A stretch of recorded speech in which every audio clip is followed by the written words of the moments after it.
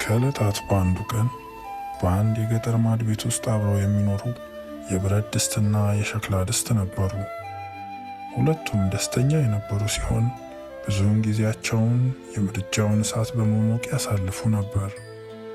አንድ ቀን የብረት ድስት ሸክላ ድስትን አለው፣ ውጭው በጣም ያምራል፣ ፀሐይዋም ደምቃ ወጥታ፣ ማድ ቤት ከመቀመጥ ወጥተን እንዝናና በጨዋታ። የሸክላ ድስትም ወጥቶ መጫወቱን እኔስ መች ጠላሁኝ፣ አካሌ ደካማ አፈር ስለሆነ ስለዚህ ሰጋሁኝ። የብረት ድስትም አለ፣ አትፍራ ወንድሜ፣ እኔ ያለሁ ከጎንህ፣ አጥቂ እንኳን ቢመጣ መከታዬ መሆነ። ሸክላ ድስትም ተነሳ ሊሄዱ፣ ምንም እንኳን ቅር ቢለውም ሆዱ።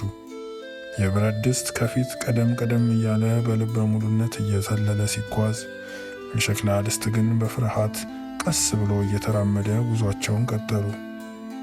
የብረት ድስት ያለ ቅጥ እየዘለለ ይሄድ ስለነበር ደግሞ ደጋግሞ ከሸክላ ድስት ጋር ይላተም ነበር። የሸክላ ድስትም ድርጊቱ ስላሳሰበው እንደዚህ አለው፣ እባክህ ወንድሜ ቀስ ብለህ ተራመድ፣ እዚህ ዛ ስትዘል እንዳታረገኝ ጉድ።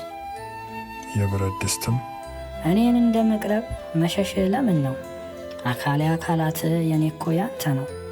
አሁንም በልጠጋ ፍቅራችንም ይጽና፣ ሽር ሽር እያልን እንናፈስና። ከዛም ሁለቱ ድስቶች ተቃቅፈው መሄድ ጀመሩ። በእያንዳንዱ እርምጃም በትንሹ ይጋጩ ነበር። የሸክላ ድስትም ልቡ በፍርሃት ትሸበር ነበር።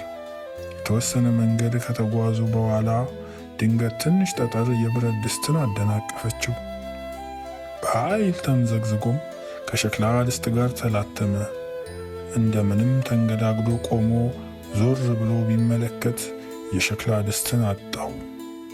ወደ እግሩ ሲመለከት የሸክላ ድስት ተሰባብሮ የገሉ ስባሪም መሬቱን አልብሶት ነበር።